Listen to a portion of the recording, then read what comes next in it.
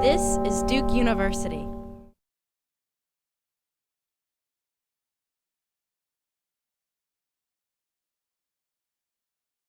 Good afternoon, everybody. Thank you all for coming. It's a pleasure to see you here on a beautiful day here in Durham. I'm sure it's beautiful in Chapel Hill too, but in any event, thanks for coming inside for this event. We are honored today to have one of North Carolina's, one of the most generous philanthropists in North Carolina here as our guest speaker, which is why we have three people up here rather than two. We figured it would take two of us to do justice to Fred in his talk today. And so that's what we're doing. And Tom Lambeth, as you know, is a longtime friend, longtime head of the Z. Smith Reynolds Foundation, and has observed the philanthropic scene in North Carolina for many, many years and participated in it in very significant ways. And so I asked Tom, whose memory is better than mine with respect to most things, including philanthropy, if he would say a few words and introduce Fred, and we're going to then conduct a colloquy together with Fred. And so, Tom, would you like to begin? I think okay, good, thank you. I'm guessing you can hear me all right. I don't have to reach over and grab Fred's mic. Some years ago, the Z. Smith Reynolds Foundation, where I have not been the head for a long time. And, but you were a head for a long time, too. Yeah. I see a trustee out there and former staff members and present staff members. But we did an annual report in which we highlighted several examples of leadership in the state and contributions to the state's life. And one of those that we highlighted was Fred Stanback, for what is really one of the most extraordinary stories of Fred and Allison and that family of personal philanthropy in the state or in any state. And afterwards, one of my friends called me and said, "Tom, you really ought to send a copy of that to Fred's friend, Warren Buffett," at which point I learned that your friend was Warren Buffett, but I did. I found out. I suppose I might have just put Warren Buffett Omaha and mailed it to him, but I did find out how to get it to him and sent it to him, and I had a very nice note back, and I remember essentially what he said was, "I know of no one who in their philanthropy is more genuine, more intentional, more well-informed about what he's doing, or just a better person than Fred Stanback." And so that's really my introduction of Fred. I want him to tell you all just quickly about the Stanback story of the product, because I'm old enough, nobody else here will be. Joel is old enough, but he doesn't remember much of it.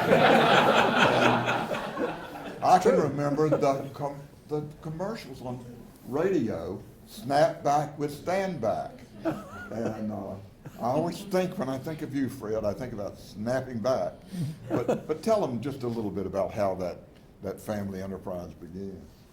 I will, but first I want to surprise Joel with some information that he probably doesn't know, that I probably knew Terry Sanford before he did. When I was 9 years old, I went to camp in western North Carolina, and one of the counselors was an 18-year-old young man from Davidson College named Terry Sanford. So I've known him a long time. From Davidson College? Oh, he's a counselor. He was a counselor at the camp. I didn't know that. The family business was selling headache powders, which was basically an aspirin formula in powder form, so it would work faster and tasted pretty awful, but it did work. And so that was the family business that sort of got everything started, and that was sold a few years ago. And you know, I've always thought about it as a headache too, but I saw something the other day that said either that particular powder or another product was good for the liver. Is that No. not true? No. Never made that claim. Nobody that needs to take care of the liver to use Stanback. Well, it wasn't, you said it was your father, your father and his Father, brother my father and my uncle who started the it. company. Yes. Right. And then you took over after they started it in Reynolds. Well, Right. my first cousin and I eventually ran the business. The fathers were there for a long time. Right. And It was a very small business. but it was famous. it's, Well- it's etched. Even I do remember the snapping back with Stanback. But The days of radio. that's exactly right. And you mentioned earlier that it was sold a few years ago. And it was sold to a large company, right? Glaxo Wellcome bought 3 brands of headache powders, which is a pretty good business plan if you buy all the competitors and then raise the price. Which is what they did, right? Yeah, that's what they did.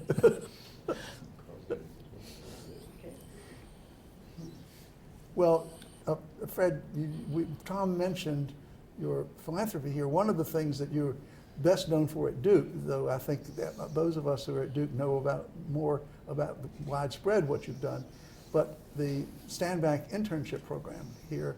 Are there any Stanback interns in the room here? There you go. There are some 1,300 Duke undergraduate or graduate students who have received Stanback internships since Fred and Alice started that program. And what's interesting too, they've also created a network, selected a network of environmental organizations across the state that I think is some 40 or 50 organizations. Isn't that right? You're shaking your hand. Yes. Yes. I don't know the exact number, but there's quite a few, and these students have been doing remarkable work. I get rave reviews from a lot of different environmental groups about how effective and good these Duke interns were. And I get letters from the interns saying that they enjoyed it, and some of them it changed the course of their careers, that they got a taste of environmental work and wanted to keep on with it. So with all the bad things that are happening to the environment these days, one of the reasons I have for some hope is all these bright young people that are going out into the world to change things. Talk about some of the other initiatives that you've made around North Carolina with respect to the environment.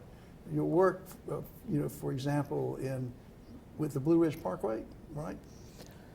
Well, maybe not truly initiatives. I've helped other people who are already doing good things, trying to save land around the Blue Ridge Parkway, which is unique in the whole world, I think. And at one place in the city of Roanoke, there houses are built right up to the parkway, and people's washing is hanging out, and it's not exactly what you would hope to see from the parkway. So I've tried to help several different conservation organizations to buy land in the view shed and keep it looking like wilderness. And that's an ongoing effort, and helped greatly by a man from Winston-Salem named Mike Leonard, who was on the Natural Heritage Board for the state, and he knows the outdoors in North Carolina about as well as anybody. So he's been helpful in telling me which project is the best, and we've tried to work it to leverage other money, either government funds or private philanthropy, so that we could get a lot more done than I could ever pay for alone. And that's worked out pretty well. That we've saved, with other people, a great deal of things that I could never have done alone. And there are a number of conservation organizations, the Nature Conservancy and the Conservation Trust of North Carolina, and Blue Ridge Parkway, Blue Ridge Mountain Foundation, several others that have been working on that. Do you have any systematic way of choosing organizations Do you wait until organizations come to you to propose something to do, or are you reaching out and scouring the landscape for things that sound interesting to you? Well, I've been looking at them for a long time, and I hear about some of the good work that some are doing, such as the Nature Conservancy and some of the activist organizations like the Southern Environmental Law Center, and I got some very useful information from the Z. Smith Reynolds Foundation, which years ago did a study of several of them, including the Southern Environmental Law Center and the Environmental Defense Fund and a couple more, and their seal of approval meant a lot to me as before I got to know them that well on my own. It meant a lot to me.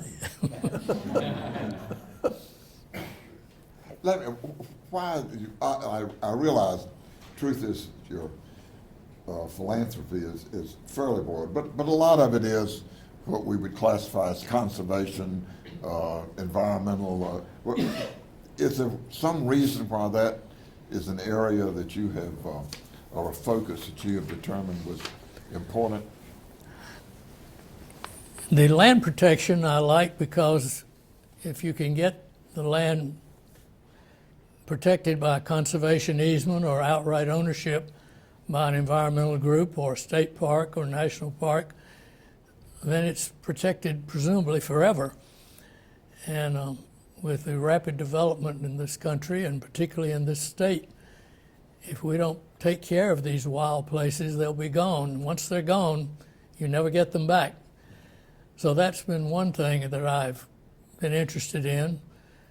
The other half would be activist organizations who often go to court to stop bad guys from polluting the air, the water, and trying to keep things clean and safe from the health standpoint. And one of the things that we have done, sort of suggested by Dr. Kim Lyerly at Duke University Cancer Center, was a health and environment, teaming up the Nicholas School of Environment and the Duke Cancer Center, which is now the Duke Cancer Institute, so that they would jointly work on things to keep the air and the water clean and thereby prevent cancer. And that's an ongoing project that has grown through the years and is, I think, something that's been very useful. Well, you've, and this made me think about this, your question about what happens if you don't say some of these things. There are places in North Carolina that presumably 100 years from now people will enjoy because you thought it was important to keep them as they were. I remember that several years ago there was a brief stir, which I think has ended, about the state getting money by selling the state zoo. Do you ever worry that any of this that you have preserved, which is now in some public situation of public ownership, could be sold? Are you able to protect against that possibility? Well, we can hope that it never happens, but there were some federal congressmen a few years ago that wanted to sell off some of the national parks, and that may happen at the state level too. The state legislature has almost unlimited authority to do whatever they want to do. If private organizations decide to sell conservation land, they may be stopped by having a conservation easement on that land that's held by somebody else. So at least two different organizations would have to give up before it happens. And that's probably as far as you can go, and some of the lawyers in the audience might know better how safe the state lands are, but I think the General Assembly has the authority to do just about anything it wants to. Moving beyond that wonderful thought, I know we have some lawyers here. Marty, do you have any, you have any sense of any power, any restrictions on the legislature's capacity? I think we're going to see the full range of what they're capable of doing. I mean, we've already had some of the impact of that. And probably the scary thing is that, as I tell folks, that we're the harbinger if it occurs at the federal level. Ever get their act together there. And I think we'd be rightly concerned on a wide array of issues with the environment. We've already seen examples at the federal level with what they're trying to do with some of the lands in the West and in Alaska. Thank you, that's great. tell us about the recent, Mount Mitchell. You've recently been involved in a gift that saves part of Mount Mitchell or the area around there. Yes, there were a number of organizations, the Conservation Fund, I think the Nature Conservancy, and maybe a couple of others, had land that was near Mount Mitchell, and I helped fund the purchase of some of that, and it was all added to the Mount Mitchell State Park a year ago, and it sort of doubled the area of the state park, which of course is the highest mountain in the east. And a similar thing was done at the end of the Blue Ridge Parkway at a place called Water Rock Knob. A great deal of land was added to the parkway. So both of those were pretty good transactions. You are a great admirer of the national parks, aren't you? Yes. Somebody as far back as Theodore Roosevelt and maybe even before Abraham Lincoln signed the first national park law for Yosemite. So some people long ago preserved this land for us, and I think we need to do what we can to preserve it for those that come after. Perhaps there's some way you can invest some of those achievements in the U.S. Constitution. There's some, I mean, think about the only university, state university I know that's enshrined in its state's constitution is the University of Michigan, which is in fact a constitutional entity. And so presumably the legislature couldn't sell that. And so Adirondack State Park is Adirondack State constitutional as well. Adirondack State Park is constitutional. Yeah. Anybody else in the room know of any other examples of that in North Carolina or other places? How did Adirondack State Park get to be constitutionally protected? Well, they got worried about what was drying up the Erie Canal and decided it must be watersheds that were, the excess cutting up there, and so they demanded that it be made forever wild. Maybe that should give us, if the legislature ever gets in new control in new hands, maybe that will be a way of dealing with some of these issues to protect them from happening. Fred, I don't want you to reveal what it is if what I'm going to ask you does exist, but do you kind of have a still out there wish list about things that ought I really don't, we don't have to know what it is, but I know about the great work that Mike Leonard does with you. By the way, Mike is also a great musician if you if you like sort of down home music. But I just wonder if you've got it all saved or if there's stuff out there you still want. I'm sure there's a lot of pristine land or near pristine that needs to be protected. I don't have any particular geographical location in mind, but from Florida to Maine and to California, there's a lot of it that needs protecting, and some people in the federal administration are wanting to open all that up to oil drilling and fracking and mining, and I think that would be a big mistake. That's the technology of the 20th or even the 19th century. We need to be going to solar and wind, and the sun will never raise the price. What don't you have? What Fred is known among a lot of people by receiving emails from him every day. How many here on Fred's email list? So Poor folks. What does it say at the bottom of your email list? Well, I put one, I think the one that's there now is from Thomas Edison, that he hopes that solar energy will be coming along before the oil and gas run out. And he says it better than I'm saying it, but Well, you said something about it, and you would invest your money in. he would invest his money Right. in solar energy. Right. To what extent are your environmental concerns limited in North Carolina, or the things that you can do, are they limited in North Carolina? Are you doing things to support environmental efforts in other parts of the country as well, or is it really concentrated in North Carolina and maybe in Florida? The land protection is mostly North Carolina, some Tennessee, some South Carolina, some Florida. The activist efforts are some national organizations as well as state organizations. The rules that are coming out of the Environmental Protection Agency and other government organizations are national, and they're being cut back and eliminated and ignored. And fortunately, for some good lawyers that are trying to stop some of that, and a lot of my effort is to try to help them, again, primarily in North Carolina, but anywhere else in the country that these things are happening.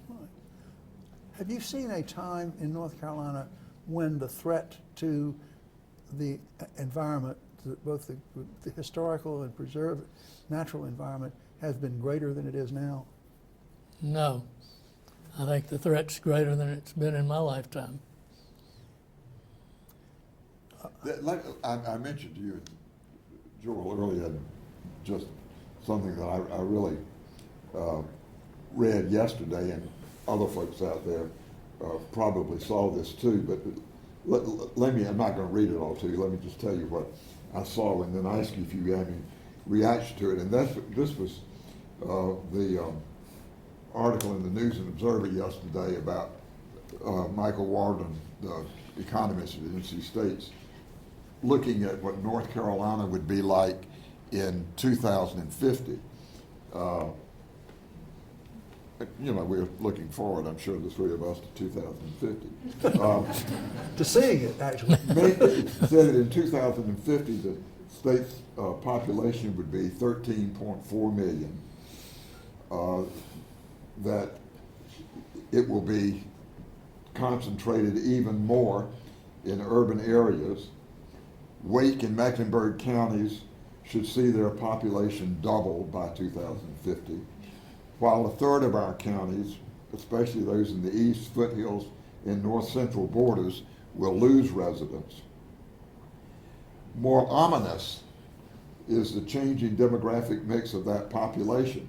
This gets pretty personal because the combining of the numbers of residents under 18 and over 65, that's where it gets personal, will become, that part of our population will become 40.8%, a rise from the 36.9% that it is today. Further complicating matters, the percentage of residents under 18 will drop sharply to 19.5% from 23.9%, and the share of people over 65 will leap from 13% to 21.3%. And that will obviously, all of this says that public spending will become concentrated, a lot of it in the health area, a lot of it to the elderly, whoever that is, and that it will take an increasing amount of public resources. I just wondered, hearing all of that, by the way, also, he suggests that there's a body of research that suggests we will lose 1.3 million jobs in North Carolina by 2050. But if you hear all of that, what does that mean to natural resources? Do you think that the challenge of preserving these things is going to be even greater, or does it say we just have to rely more and more on private resources, or what? Would you be worried at the prospect that some of us going to get older and older, and there's not going to be enough younger and younger? I think that kind of growth in population will put severe pressure on natural lands that aren't protected some way. So it's one reason I'm interested in doing as much as possible now, while there's still something available, because it may not be available in 2050. There will be a lot of pollution problems too, unless some things change. When there are that many people with human waste, industrial waste, it's got to be handled somehow. You can't just dump it in the river. And we're seeing some of that in the newspapers now. This Gen X thing down in the Cape Fear River and other things that are happening at various places. And this is why I'm disturbed about the rollback of regulations. You hear politicians say we're against regulation. Well, we have to have some regulation if we're going to have health. Without it, there are businesses that don't care and will do anything they can get away with. Fred, have we made any progress in dealing with the hog waste ponds, or is that efforts to control that been successful to any degree, at least from letting them be any worse than they are? Well, as best I know about it, and my wife and I went to eastern North Carolina 30 years ago and saw these cesspools where the hog waste was. We saw a family that had to wash their clothes with bottled water because their wells were so contaminated. We saw a man who ran a nursery whose customers were all leaving because of the flies, and the odors were terrible. And the state legislature took away the power of local communities to write any kind of restrictions. It used to be a county or a city could do that, but they pulled all that authority back to Raleigh, and not many people west of Raleigh even know the problem exists. The Raleigh News and Observer won a Pulitzer Prize showing up the hog industry, and as far as I can tell, nothing has changed in 30 years. It's astonishing. There are some lawsuits now. An attorney from Salisbury is doing some of them. This your friend? Mona Wallace. Mona, yes. Mona Wallace from Salisbury is suing the hog industry to try to get them to clean up. And those cases are in federal court and presumably will be heard this fall.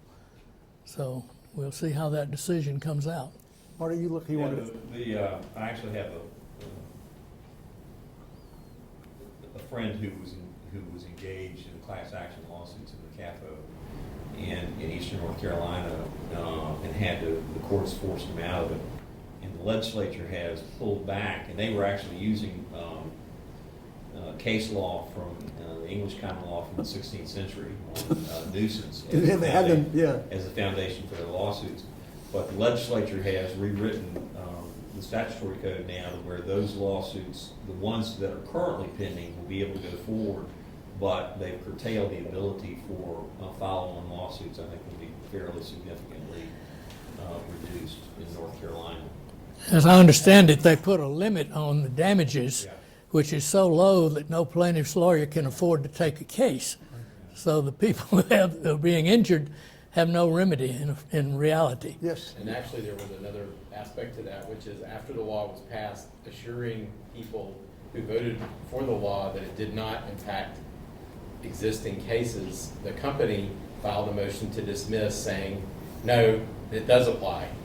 So that's actually, there's a motion to dismiss right now in that litigation that's pending, and is basically trying to say that everybody's entitled to this several $1,000s. The lost rental value of their homes during the period for which they had to wash their clothes with bottled water, that had to go inside for flies. That period of time, whatever that rental value is, that's all they can claim. And the company made that motion this summer, so that's still pending in the federal case. Well, clearly, you all have a lot of interest in a lot of things that Fred has been dealing with. And so I sense some of you would like to ask questions, make points, and we'll start. Yes, right here. Okay. Yes. I'd like to follow up on Tom's question about the statistics about the future of North Carolina and so forth. Does that lead you to any kind of a strategy or a balance in your land protection efforts between really the rural areas, the pristine areas, but which are, of course, going to be have population leaving, so they may get more pristine in some ways, versus buying up land that's more expensive and so forth, but in the areas where development is happening, so we get preserved land where people are as well? Well, I think we're doing some of both. Up in the mountains, there's a lot more availability of pristine land, but a land trust right here in Orange County has just opened the Brumley Preserve, which is certainly an urban park that is wonderful. This is the land owned by the Brumleys between Durham And Chapel Hill. All right. Yeah, right. What do you consider to be the most urgent environmental needs in North Carolina, and what do you consider to be the most urgent environmental needs across the country right now? I think trying to put some curbs on pollution, both water and air, and that is impacted by the energy sources that we use. Coal is very dirty. Thousands of people in America die from pollution from coal, and hundreds of thousands in China are dying from pollution from coal. The greenhouse gases that come from coal, oil, and gas are causing the sea level rise, which is going to be a dramatic impact on coastal cities around the world. We often hear from the petroleum industry that gas is a bridge fuel and it's clean. It does burn cleaner than coal, but if you count the methane that escapes from the drilling the well, piping it to a power plant, and what escapes all along the way, it's worse than coal in terms of greenhouse gas. It doesn't have the particulates, but it does have the greenhouse effect, because methane is something like 84 times worse than CO2. And we should be shifting to wind and solar and not to gas. Good question, Ray. Other questions or comments at this point? Yes, in the back of the room. Hold your hand up. Stand up. Hi. So North Carolina is home to a lot of very special endemic species. Are there any wildlife interests that you're going to make sense to? You got the question? The question was, we're home to a lot of wildlife species that are particularly valuable. Is anything going on there to protect them? I think protecting the habitat is the best thing. You do have some hunting regulations, but the main threat is loss of habitat. So if you can protect natural lands, the creatures that live there have a better chance. So I think that's the best way to protect them is to protect the habitat where they live. And that includes water as well as land. Jane. Public trust waters such as rivers. Stand up please. Sorry. Public trust waters such as rivers, estuaries, etc., are critical to, to protecting us, to having water for us to drink. Have you been involved at all with the initiatives in the Yadkin River to try to make sure that the rivers that are in our state actually are public trust waters and are no longer sold for hydroelectric power? Well, I was not directly involved with that. I do support the Yadkin Riverkeeper and the Waterkeeper Alliance, which has riverkeepers all over the state and on the coast.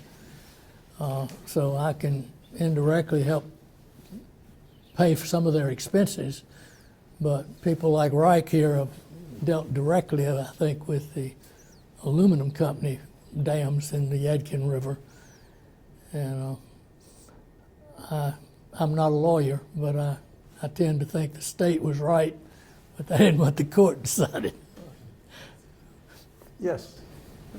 I agree with you that wind and solar seems to be where we need to go, but in my 50s, I just remember in my teens and 20s we were saying the same thing, so I wonder what kind of infusion of capital needs to go into those sources to actually make that happen. Well, the oil and gas industry and the coal industry get enormous tax benefits. In oil and gas, there's a percentage depletion where you can write off against your taxes not only the cost of your well, but a percentage of everything that you sell from it forever.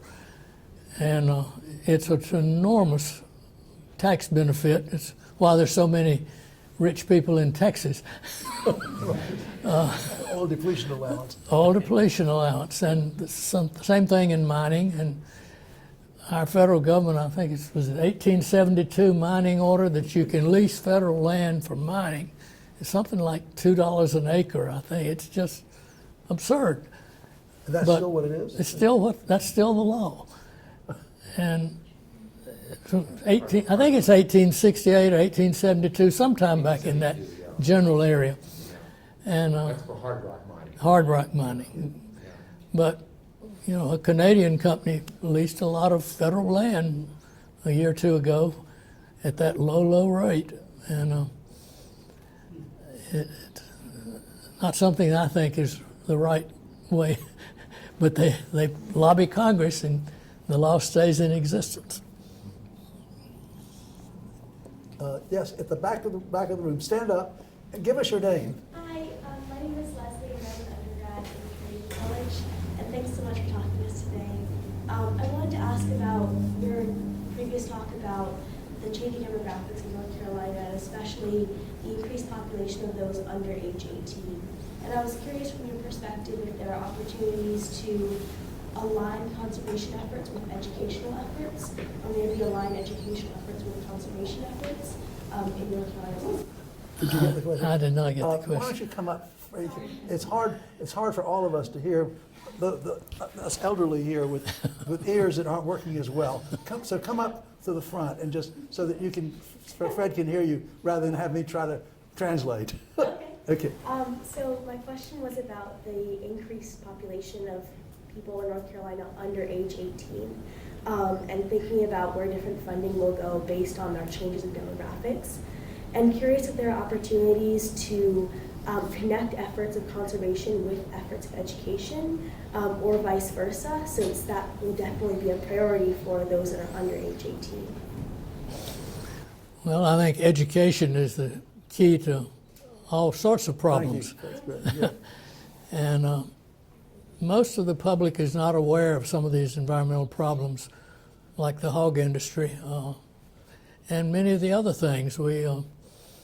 Our media focuses on scandals and sports and other things, and there's only a narrow segment of the population that thinks like I do and worries about all these particular problems, except when it gets to health. People do care about their family's health, and health is being impacted by some of the things that are going on. And so I'm hopeful that these young people that are learning about environment and some of these problems won't be too long before they're out in the world changing some things. And without that, there wouldn't be much hope. I think what she is angling for is are there examples of organizations that care, that are particularly focused on the changing demographics, where the numbers of young people are increasing, and where are there, with the environmental organizations and perhaps the universities, where you can bring those two parts of the equation together, the special consequences of the changing demography, the significant increase of young people in North Carolina, with the needs that's going to, the impact that's going to have on the environment, and what could be done about it together, right? I don't think I have any particular expertise in that area. I do think the young people get it much better than their grandparents or even their parents. And as one generation disappears and another one rises, I think they will think differently about some of these problems. Sort of related to what you asked, some of the environmental activist groups are allied with environmental justice groups, because most of this pollution is going into places where people have very low incomes, African American communities, and they had no political power, and that was where you dump your trash. And fortunately, some of the environmental groups are working to stop that, and we just got to get the word to the legislature to not allow that anywhere. It doesn't happen in the country club. It does happen in some of these low-income areas, and so I think politically it has to change, and I think that's an important part of the environmental effort is going to have to be in politics. You can't just do it all talking to each other. You've got to make the politicians realize that these things are important, people care, and their health is being involved. So I Yes. hope that's related to your There are some examples, and maybe if we had, do we have any K-12 teachers in the room? Well, if we had some here, there are some good examples around the state where there are in pre-collegiate education, in high schools and in elementary schools, sort of environmental clubs within the schools. I know that when my remarkable grandson was at Panther Creek High School in Wake County, he organized a cleanup the Jordan Lake area, and I think you would find examples. Unfortunately, sometimes there are other things that sort of get in the way of these, but I do believe that there are schools, Mount Airy is an example, where there have been efforts within the schools to get kids. You probably remember some years ago, whether this still goes on, I don't know, but where there were local groups and communities that were going out and cleaning up streams and that sort of thing, and always there were high school and younger, very young kids who got involved in that. And I do think that's a way of creating a sort of stewardship. You want to add to that? There's a young man that, go ahead. Yeah, it's related to this. So I'm Jeff Vincent, Dean of the Nichols School. First of all, Fred, thank you for being here, and thank you for all you've done for the school and the university. What we're just talking about here right now is a priority of the Nichols School. Just this fall, I appointed a faculty member to be the director of our K through 12 diversity pipeline programs. We discovered this school. Now, it's a big school, it's a complicated place. That there's a lot happening already, but we hadn't taken a very systematic look at it, and we're doing that now. Just last night, I met the mother of a child who had gone through the environmental summer program we've been running for a while for Durham Public Schools, and her daughter is now graduating from college and wants to go on and study the environment at the graduate level. So, working to get that pipeline going and bring students into the school. So there are efforts that are taking place. Another one that we have is partnership with a new institute called the Park Institute of America, which is kind of the child of us and an organization called the Coalition to Protect America's National Parks, which is an association of former national park employees. And that has a particular focus on connecting to underserved communities and to urban communities. So one of the concerns is people get more disconnected from nature. If they're in the cities, then they may care less about these wonderful places that are so important to protect out of rural areas. So there are some efforts underway here and in the state. There's an excellent organization called Muddy Sneakers that takes, I think, 6th grade students out into the woods one day a month. It started in Hendersonville. It's in about 5 mountain counties, and they've started a branch in Salisbury to add some Piedmont counties. And Republican Representative Chuck McGrady got $500,000 appropriated to help this group. And it's doing a wonderful job, from what the teachers say, of getting these young people out into the woods and having them learn science and just getting to appreciate the places they live, because many of them had never been to a park. That's amazing. Yes. Hi, Mr. Stanback. My name is Elliot Davis. I'm a sophomore at Duke studying environmental science and policy, and I was actually a Stanback intern at the National Wildlife Refuge Association this past summer, so thank you very much for funding my internship experience. So a question that I had is, I'm the co-president of Duke's Environmental Alliance, an environmental undergraduate organization. We're currently working with nonprofits and student groups throughout the Triangle to try and promote environmentally friendly policies in the state legislature, in particular trying to repeal the ban on third-party solar for universities. So given your experience working in North Carolina politics in the environmental field, any advice that you could give me and other college advocates? Well, good for you. Keep it. I don't know that I have any advice, but get Dean Vincent to help you, since that's a Duke operation. You people are going to save the world if anybody does. That's terrific. Mary, over here. I'm sorry. Oh, Mary. Oh, sorry, Mary. Hi, Fred. Mary Mountcastle with Reynolds. So you have had such a wonderful and longstanding commitment to environmental stewardship, and I'm wondering if you've carried that over into the investments area, either through disinvestment or through engaging in shareholder advocacy, or trying to encourage the private sector to, I mean, Duke Power isn't always, I think, the friendliest of trying to engage in the green economy. So I'd love to hear your thoughts about how we could more effectively push the private sector to, as you said, be in the 21st century economy and not the 19th. I have not tried to use environmental friendliness as a way of choosing investments. I haven't made many changes for a long time now.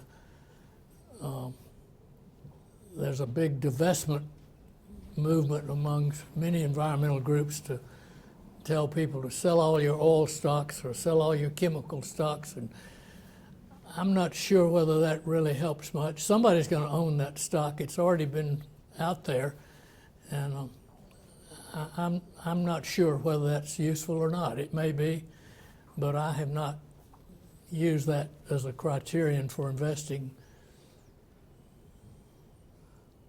Other questions or comments? Yes, back in the back.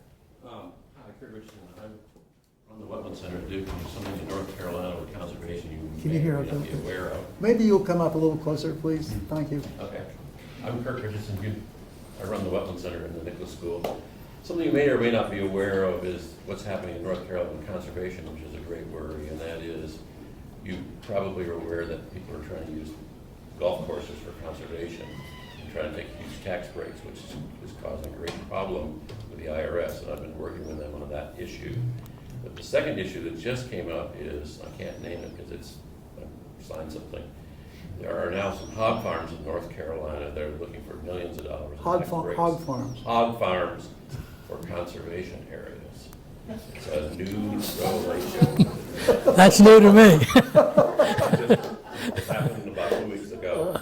Two of the largest hog farm owners in North Carolina have filed for millions of dollars in conservation credits for their hog farm. Well, is there no end to I hope there's some lawyers in the room that'll work on that. Marty, can you work on that?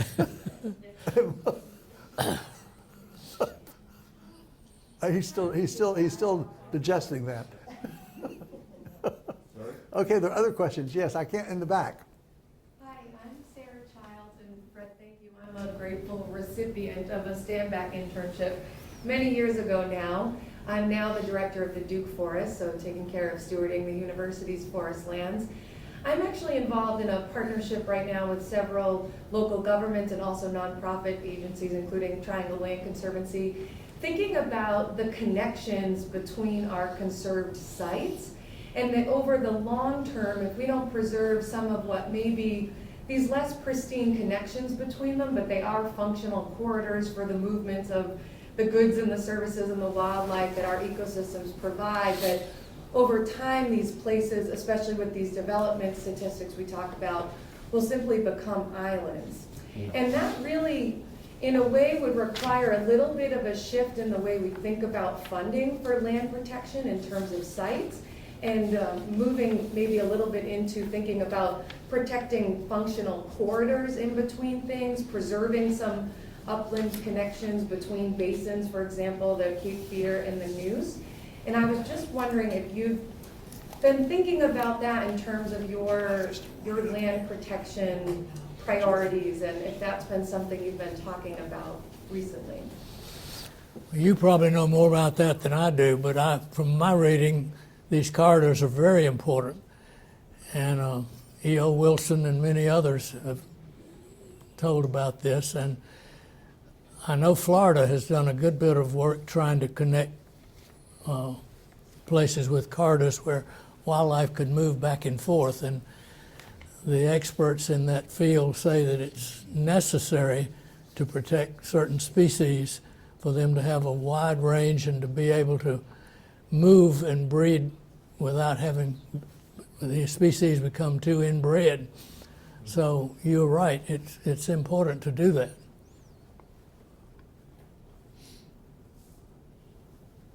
Yes. Fred Hawley, Truax. You have a unique vantage point from which to kind of look over the environmental and conservation communities in North Carolina, and I'm wondering if you've seen any trends among your grantees and others over time. Do you have any reflections about the community of folks who are doing this work in the state? Well, I think the number of people working has grown. I'm not sure the people today are any more dedicated than some of those early people were. Are there more of them now? There are more people. There are more environmentalists because there are just more people. And also the problems have gotten worse, so more people are interested. But some of those early folks were pretty dedicated to start groups, and Z. Smith Reynolds picked out some of them a long time ago, and I found that very helpful to get their opinion on it. That was the good housekeeping seal of approval. If Z. Smith Reynolds said it was okay, then you knew it was. Tom, do you want to say anything about what the Reynolds Foundation is doing at this point in the environmental? Well, actually, if you want to talk about right now, Holly, who just went out the door there not very long ago, could tell you about some of the things. But obviously, in the beginning, we did things that Jane and Mary and Joy and Allie's so young and new she won't remember. But at one point, we were sort of bringing national groups or regional groups into North Carolina, and that's how the Environmental Defense Fund's Raleigh office, which I guess now is a regional. Okay. Now came to North Carolina, and the Southern Environmental Law Center, I think, is another example in the Nature Conservancy. At one point, we sort of made these people go through, because of our rigid geographic restriction, made them go through setting up North Carolina bank accounts and things like that. Anyway, that was a lot of the initial effort. I will tell you that Fred may have experienced at some point. I think one thing that the foundation found you had to be careful about. I remember some years ago when we invited a lot of the environmental groups in North Carolina to come together at a meeting here that was at Duke. We discovered that they were all very suspicious that we were calling them together to somehow exercise some control over how the money got distributed.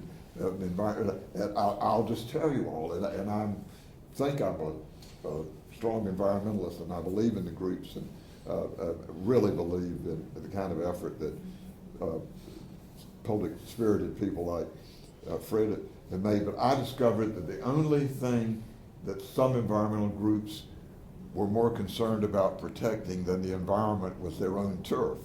So I think it's an area in which, like with other interest advocacy groups, you have to work carefully at what's the best strategy for getting them to work.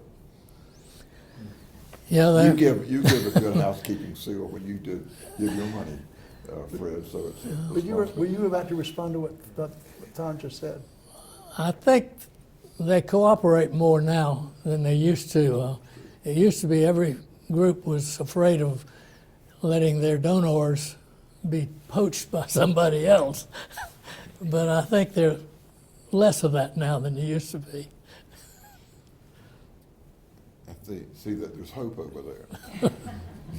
Hi, I'm Beth Williams with North Carolina Independent Colleges and Universities, and we appreciate so much not only your support of the broader environmental areas, but also of our colleges and universities, including Duke and Brevard and Catawba and our others that you've supported over the years.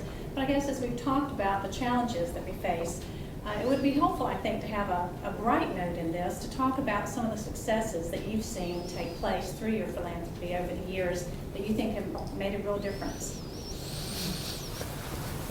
Well, I can't say that I made the difference, but I think things like the Duke School of Environment, which the dean is sitting right here, has been a real force, training graduate students and undergraduates to go out and man these environmental groups, and even more important perhaps, to work for private business and government agencies. And my business schooling had nothing about environment, and I think there are a lot of people running businesses who are civic-minded and good people, but they just don't realize the effects of what some of their business operations can cause. And people are becoming more aware, and there are some that politically, particularly at the national level, but some in North Carolina that I think just think any regulation is bad by definition, and that's got to change. You take the business schools. My sense is that Duke, that the Fuqua School is concerned about environmental matters through its Center for the Advancement of Social Entrepreneurship and other things, and I assume is cooperating with.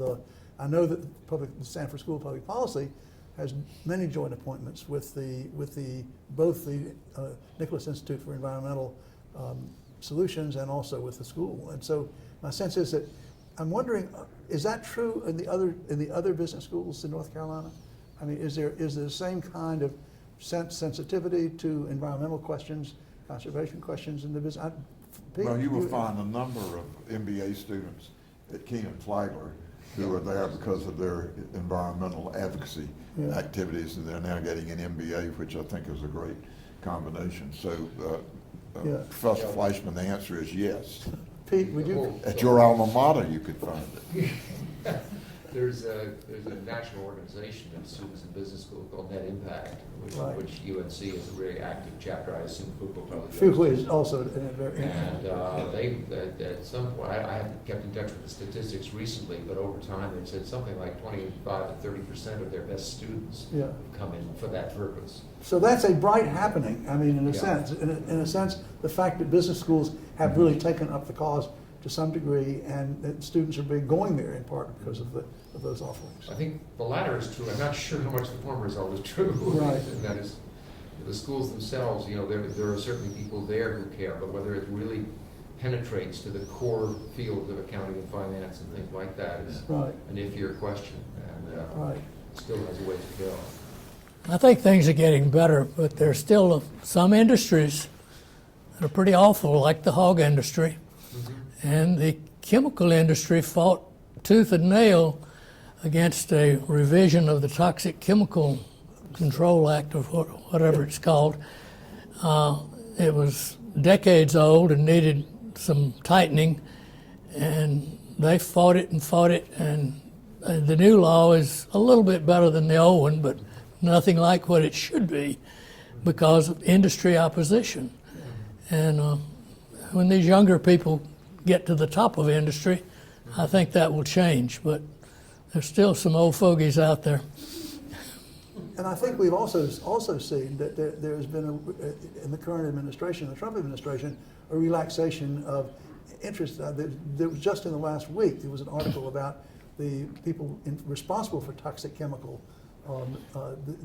Isn't that correct? Just where they replaced them, refused to let them, the scientists, do what they think is, say what they think about the toxicity of some of these chemicals. So, you know. One of the challenges that I was told, I talked with the head of accounting once about this, is that, you know, the problem is all the students who go into accounting want to go into sort of public accounting, like external accounting, and it's really, so much could be done with more people who understand environmental issues and look at the ways they count the costs internally. And get more people into that area who bridge those kinds of things. And there was a famous story of a glass manufacturer in Pennsylvania who's manufacturing lead crystal. And once they had a good accounting firm take a look at it, they said, well, there's so much cost sort of hidden in the damage to the workers, damage to the environment, these things. If those costs actually were felt by the managers of the processes, we'd be making money in 8 months by fixing it. But it's hard to find the people who want to go into that kind of work. Yeah. Well, it sounds like there's room for improvement. Well, there were industries of generations ago that were able to externalize all their costs. The smoke, the water pollution, all the waste was dumped in the river or pumped into the air, and it made their profits bigger at the expense of other people. And some of that still goes on, and partly because there's not good accounting. They don't even realize sometimes what they're doing. I know you had your hand up, and the dean had his hand up here. Go ahead.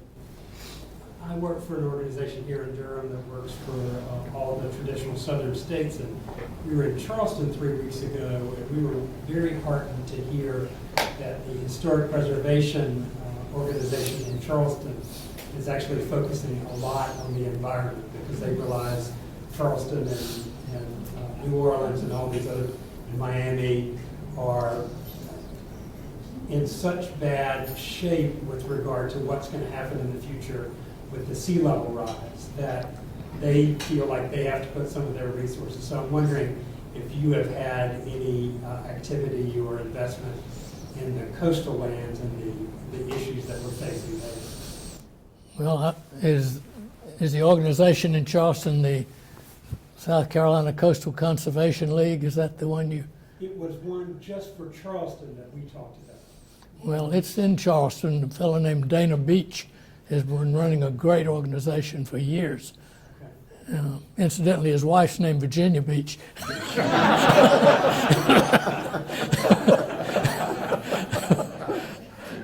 But they have done a good job in Charleston and in the surrounding area.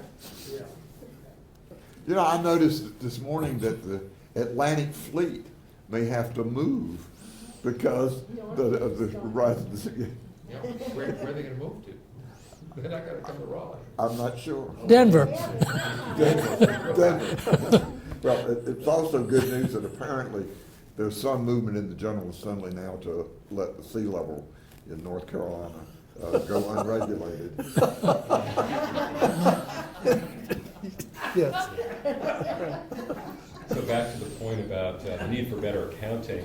Nicholas School this year, we just launched a new concentration on business and environment under our professional master's degree that's aimed at producing those sorts of folks. So we're heading in that direction. But Fred, I had a question for you about the interests of philanthropists. programs. And so as dean of the school, I'm delighted that we have the Stanback Internship Program. That's such a great selling point for the school, and I use it all the time. When I think about being a citizen of this country, I'd love to see that kind of program at universities all over the place, and not just here. But that's going to require people stepping up and investing in those programs. And can you tell us a bit about the interests of other philanthropists and trends? Are you optimistic about folks with the resources stepping up to invest in these sorts of programs? There's lots of new money being earned in various parts of the country. Are you optimistic about the degree to which those folks want to put their money to work for these kinds of causes? Well, I don't talk to them, so I'm not sure my opinion's worth much in that area, but I look and see where big gifts are made, and they're going to art museums and symphonies and things that are wonderful, but they'll be there 100 years from now. These natural areas will disappear if we don't take care of them today. And but when I read publications about philanthropy, I see most of the money is going somewhere else. Joel, you are an expert on this, but I think something that 60% or more goes to religion. No, isn't it? it's way down. The money going to religion is down in the 30s. It's about 33%. It's never been 60. It's been as high as 50%, but it's now down for the last 15 years. It's been hanging there at 34%. I seem to remember environment was getting 2%. It's more than getting more than that. I don't have the figures, the latest figures in front of me right now, but the environment, I would say environmental grant making by environmental gifts through foundations and individual philanthropists has been steadily increasing. It is not it's not the highest object of expenditure. That is still education, but it is not. But it's there and it's growing. And I just don't. I wish I had the book in front of me. I can't give it to you right now. But what I will say, and I think that Mary Mountcastle may have an insight into the question of the foundations that you cover. Ginger Saul, I mean, you're very active nationally in the environmental philanthropy world. Is it your sense that it's increasing, or is it stabilizing? It's certainly not declining. I think that regarding climate change issues in particular, that the lack of response by our government has galvanized people to enter into this field and look for new ways to participate in climate change, and that there are seen differences in that. There's a coalition of large and small nonprofits, cities, states, and mayors in response to the Paris Agreement that we are still in. And when you add up the people connected to those organizations, those cities, those states, you have over half our country is saying that they're still in, and you can probably, it's called We Are Still In, and you can look for it and you can sign up and you can still be in on it. So I do think that in some ways that the, I don't want to say bad or lack of action by our government is galvanizing people to say that they need to wake up and do something. Yeah, I think that's right. Mary, do you agree? Yeah, I also think you see more environmental, you see foundations that care about lots of different issues, realizing that civic engagement and coming together to help citizens become more actively engaged because of the reasons that Ginger just said is kind of a crossover issue, that national foundations are partnering with kind of state-based or more regional foundations. That's both looking at the importance of environmental issues, but how do we make sure citizens are having their voices heard, because it's kind of being ignored. What we're also in perfectly legal C3 ways. But what we're also seeing is a parallel happening in the philanthropic world is that where you have living donors, and I'm thinking not only Fred, he lived for a long time, but Julian Robertson, for example, set up his foundation in such a way that he could, in fact, have the president of the foundation engage in lobbying, which of course foundations cannot do under the tax laws. So that, but the president of the foundation is paid with after-tax dollars from him, and so he's free. And to do it, I think that Tom Steyer has done the same kind of thing. What you're seeing is a lot of living donors basically deciding that they can't get everything they would like to do as quickly as they would like to see happen with respect to the things they do their grant making in, and they're willing to use after-tax dollars for lobbying and political contributions. That's a change, a major change from what took place 20 years ago, and it's not just in the environmental field that it's happening. But I know in conversations with Julian, in which it was very clear, who's a good friend of Fred's, very clear that Julian did that because of his environmental concerns. He was giving a lot of money to the Environmental Defense Fund, which is a public charity, and he would like to have had more effect, and therefore decided that he wanted to free the head of his foundation so that he could, in fact, get involved in lobbying to try to produce legislation. Unfortunately, the context of the political process in Washington has not been helpful for this, and nor has it been in North Carolina for that matter. But the fact is, there are efforts being made. So you see that kind of growth there with new tools being used by people in the foundation world, where the donors are alive and can in fact give after-tax dollars for things of that nature. And that's an important change, I think. If we can change the politics of the people in office, it could make an enormous amount of, much more difference than it's currently being able to make. Other comments or questions at this point? Yes, stand up. Give us your name. Hello, sir. My name is Sockman. I am a master's student with the Nicholas School. I was another gracious recipient of the Stanback Internship. One of the things I realized recently was about just how polarized the environment and conservation has become lately, which is such a big tragedy. Do you have any thoughts on how to address that? Do you think that's even possible? The polarization of politics? Environmental movement, conservation, anything like that. Like both politically, within communities, it's a big problem.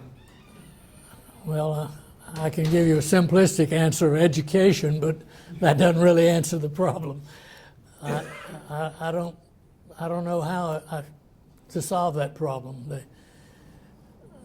It's true people are doing what Joel just said, but the Koch brothers and others are doing more. Are doing a lot more. Yeah. The two Koch brothers together have more money than Bill Gates, and they're willing to use it. That's exactly right. So, I don't know. Yes, please. So I just want to follow up about education and of course the Stanback program, and you started Come down a little bit closer, please. Thank you. Hi, Fred. And you started out with how much, the Stanback Internship Program has taken people that weren't environmentalists, participated in the program, changed their mind or changed their lens, or at least added environmental literacy to their selves. So I was wondering if you had to say, if we had to have an environmentally literate society, or just all Duke students, you've connected it to health, you've connected it to nature and beauty of nature, but is there any other kinds of things you think that would really help every sector? If I was an accountant, but I knew this about the environment, or if I was a nurse, I would know of this about the environment, not deeply, but have that lens of environmental literacy. Do you have any suggestions on what those 2-3 competencies, knowledge sets might be? I think it would be very helpful if all colleges had at least a semester of an environmental survey course so that the future doctors, judges, ministers, lawyers, whatever, wherever they went, would know something about environment. Our politicians don't seem to know much, and it's not, or had in the past, it wasn't taught much in school. Now, if you want to learn about environment, now you can find a place like the Nicholas School or many others. But if you're just an ordinary business major, you can go through high school and probably undergraduate college and never hear anything at all about it. Interesting. Let me tell you all about quickly and how important I think all the internship programs are, but an experience I had several years ago, I was having lunch with a friend of mine who had retired as the CEO of a rather large national insurance group of insurance companies, having earlier been their counsel, she having been their counsel, and she was on some international boards and that sort of thing. And she started talking to me about things that she was doing that reflected sort of throughout her corporate career that she'd had this side career in which she had been involved in all kinds of equity advocacy and environmental advocacy, and she was then working on, this was in another state, she was working on getting college students to have an experience during a year in rural areas and that sort of thing. And she finally looked at me and she said, "Tom, you're puzzled because you looked at me as in my corporate life." She said, "Tom, I've never gotten over the year I was a Vista volunteer." And that was true. It was interesting to watch this person who'd gone through a very traditional corporate leadership, in which there are many very fine people. But she had been infected by that experience working in a different kind of world, and it had informed her life. She was now, as retired, spending all of her time working in West Virginia and Louisiana and I'll doing bet some things. Governor Hunt could say exactly the same thing. Yes, I think that's probably right. A lot of us got infected. That's exactly right. Well, we're running out of time. We have a few more minutes, if not more than 5 minutes. So if anybody has any urgent questions or even non-urgent questions at this point that you'd like to ask Fred, or statements that you'd like to make, Ray? I'm curious, since you were the best man at Buffett's wedding, and here you are making a huge impact in North Carolina in the environment. Obviously, Warren Buffett has the opportunity to make a huge impact on the planet. Have y'all had an opportunity to chat about the environment? No, I've been disappointed that he hasn't done more. He's running over 85 companies now, or he's owned 85 operating companies. He obviously couldn't be managing them all. He has competent managers, and he has a policy of just hands off. And some of them, I think, are very interested in environment, some are not. Berkshire Hathaway Energy Company owns Iowa utility called Mid-America Energy. They're number one in wind and maybe number two in solar. They're leading the country. The same company owns Pacific Corp, which is out in California, Washington, Oregon, and Nevada, and they're one of the worst out there. And how do you reconcile that? I don't know, except that he can't do it all, and so I think he just has a hands-off policy. I wish he would get more involved. Do you ever talk with him about this? No. Is there a difference between that and your decision to be hands-off about your investments? Not involved by more criteria with what you invest in? Well, I've owned I haven't bought a stock in 30 years at least. I just hold on to what I've already got, which is a lot of Berkshire Hathaway stock. And that hadn't been too bad. And so it's not something that I use in thinking of investments, and never did. Jane? I mean, I wouldn't invest in some company that was doing some horrible things, but there are people who would never buy tobacco stock or a liquor stock. I don't think that made any difference in how those companies operated. So make all the money you can and then use it for good purposes. I think that's what John Wesley said, actually. Make all the money you can make. Wow, if you're quoting John Wesley. Jane.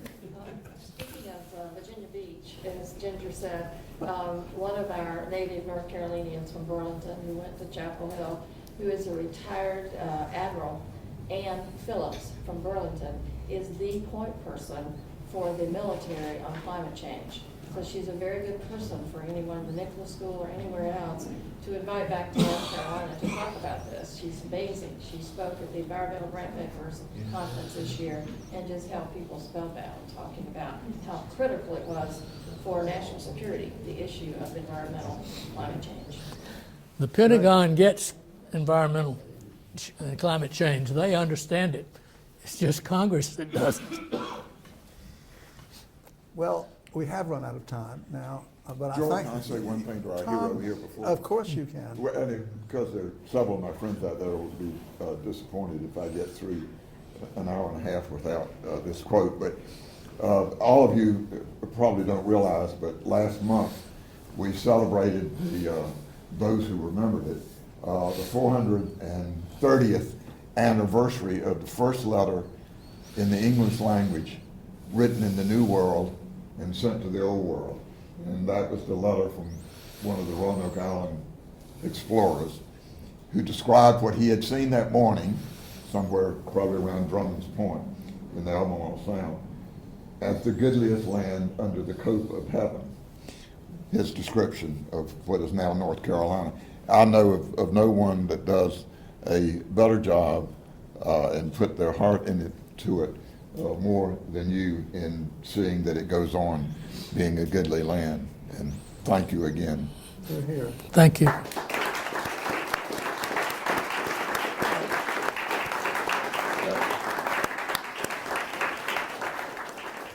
Let me add my word of thanks to Fred as well. It means a lot to, as you know, Fred doesn't give a lot of speeches.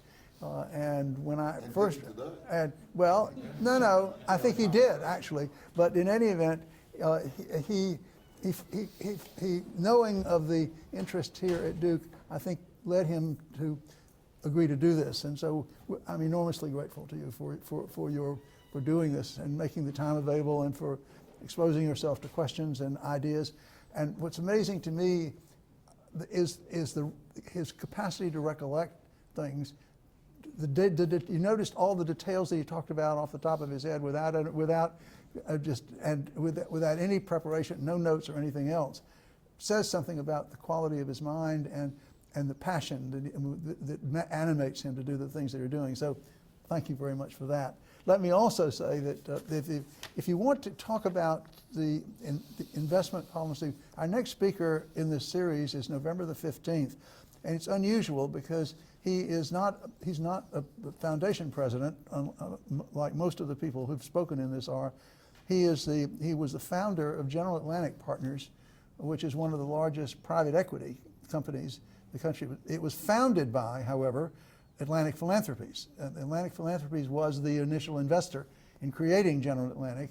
And General Atlantic has had a history of annual profits, annual earnings for the firm of more than 20% now every year, ever since it was founded in 1982. But the reason I invited Steve Denning is that he has himself been, he's on the board of, he was on the board of the Nature Conservancy, very passionately interested in new ways of doing philanthropy, and he has himself given considerable amounts of money to organizations in the environmental world. He is also very familiar with the questions, a lot of the investment questions, because of the business he was in. Very articulate guy, and he's coming. He doesn't give a lot of speeches either. I think this may be the first one that he's given to talk about philanthropy. In any event, he's coming on November the 15th, that's Wednesday. And then finally, the final speaker for this semester is Harvey Feinberg, who is the new president of, well, now not so new, president of the Moore Foundation, the Gordon and Betty Moore Foundation, which does in fact do a lot of work in the area of the environment. So there are two more people coming this fall who will have things to say on the subjects that you all are interested in, and I encourage you to come. That's really all I want to say, except to thank you for coming and for making this a very interesting and stimulating session, and for showing Fred there are a lot of people here in the Triangle area who care a lot about what he's doing in philanthropy. Thank you very much.